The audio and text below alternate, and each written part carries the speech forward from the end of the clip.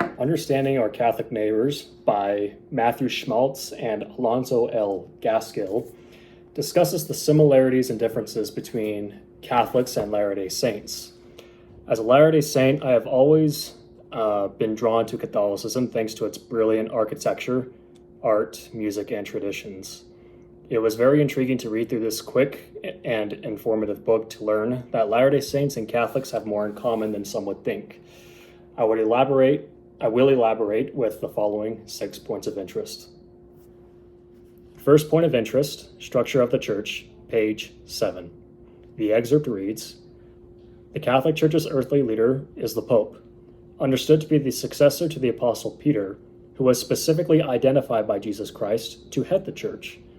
The Pope is to teach infallibly concerning faith and morals under the specific condition of speaking ex cathedra, literally, quote, from the throne, unquote. Priests and deacons are ordained by bishops. Priests lead a parish and establish local community. A wider geographical jurisdiction is called a diocese, which is headed by a bishop. Deacons can assist both priests and bishops in administrative and some liturgical responsibilities. The laity have specific rights and responsibilities. Qualified laity may assist clergy in advisory roles in the parish as lectors during services." First reflection. The structure of the Catholic Church contains surprising similarities to the structure of the restored gospel. Parishes being wards, bishops being stake presidents, and a pope being a prophet. To clarify, the laity are essentially unordained churchgoers who participate in rituals and partake of Catholic sacraments. Although, as previously stated, they can aid the process of Catholic worship services, similar to how churchgoers in the Latter-day Saint Church can also aid the process of the sacrament, whether it's setting up chairs, gathering hymn books, among other things. Second point of interest, priesthood keys and hierarchy, page 15.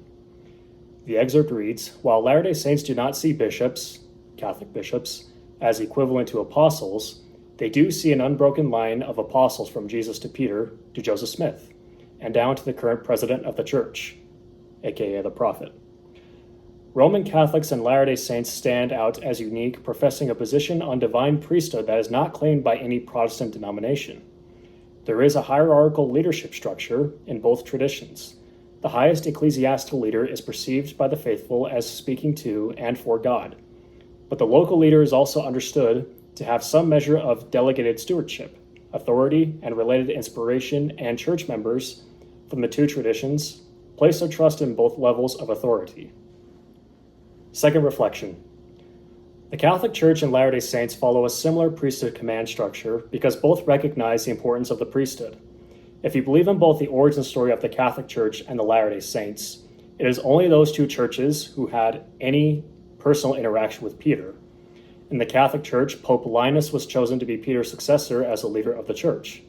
To the Latter-day Saints, Joseph Smith was visited by the angels of Peter, James, and John to give Joseph Smith the same priesthood authority that was bestowed to them by Jesus Christ, to lead the church as it was when Christ was on earth. Third point of interest, priesthood line of authority, pages 32 to 33. The excerpt reads, "In the Catholic Church, priests who administer the sacraments must themselves pass through a ritual to move from the laity to their vocation as clergy, known as holy orders or ordination. Candidates are ordained into the priesthood through a rite that culminates in a bishop laying his hands upon them. This laying on of hands indicates that the candidates are now part of the apostolic succession, which can be traced back to Jesus. Bishops are priests who are selected to lead a diocese. Originally, bishops were chosen by the laity and clergy in their local municipality.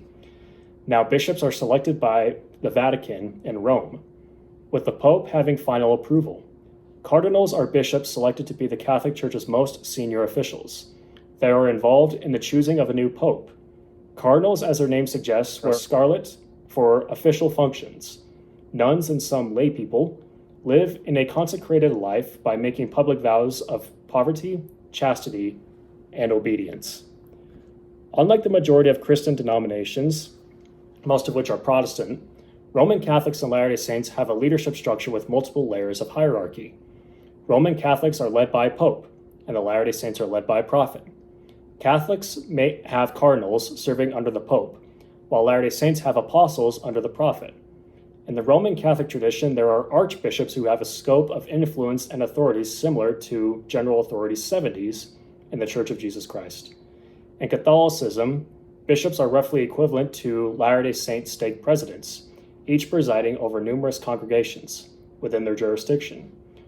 Roman Catholics have priests presiding over individual parishes. In the Church of Jesus Christ of Latter-day Saints, bishops preside over wards. And just for clarification, this book uses the term Church of Jesus Christ to refer to Latter-day Saints to avoid redundancy of saying Church of Jesus Christ of Latter-day Saints constantly. Catholics and Latter-day Saints typically hold that revelation for the whole church comes from the leaders at the highest levels. In Roman Catholicism, a bishop is selected by the Vatican, and the Pope must give final approval of a bishop's selection and ordination. Similarly, church officials in Salt Lake City review the names of potential bishops. While the president of the church must give the final approval of a bishop's call and ordination, in both traditions, that ordination takes place by the laying on of the hands. Third reflection. While there do contain various similarities to how both of these faiths function, the selection of a new leader is noticeably different.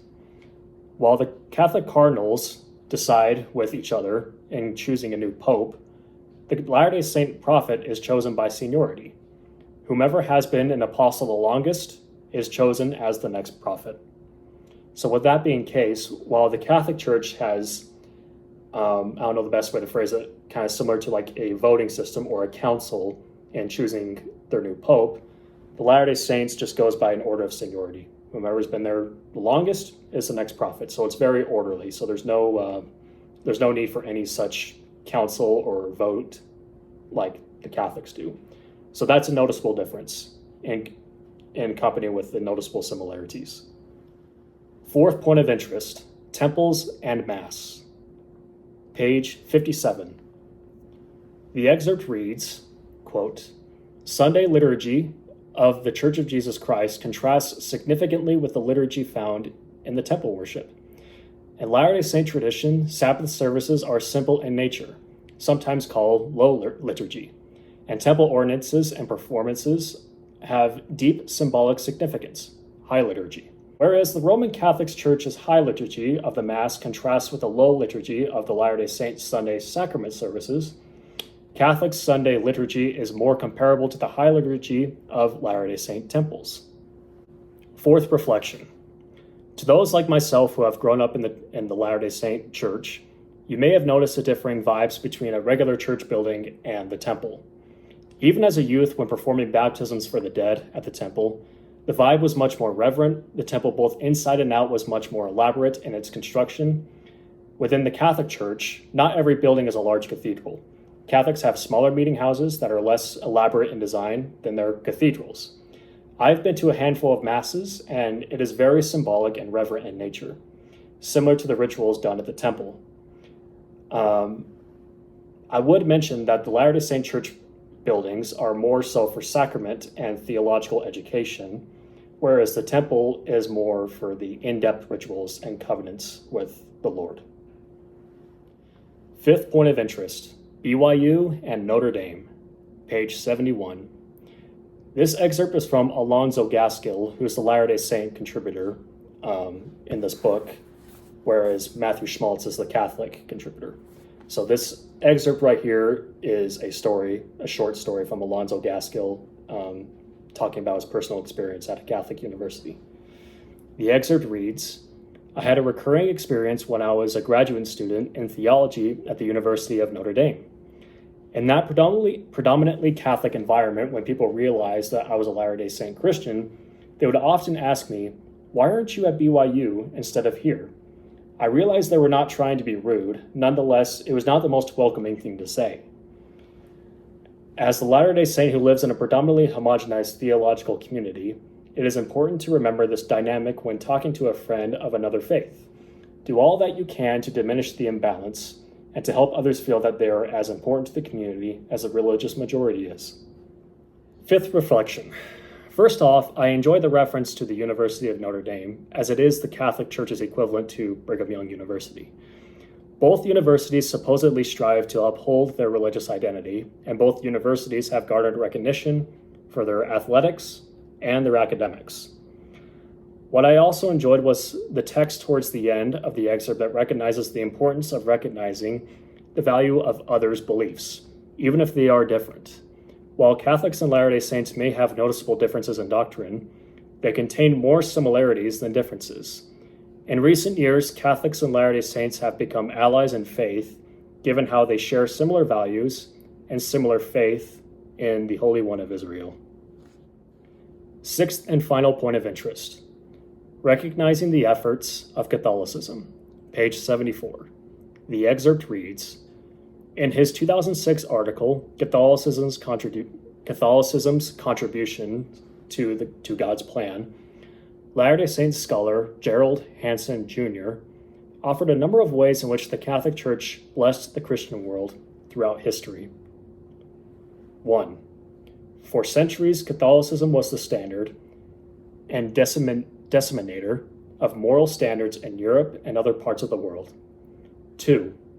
It kept alive for 2,000 years the idea of Jesus as the Savior of the world. 3. The New Testament likely would not exist without the Catholic Church.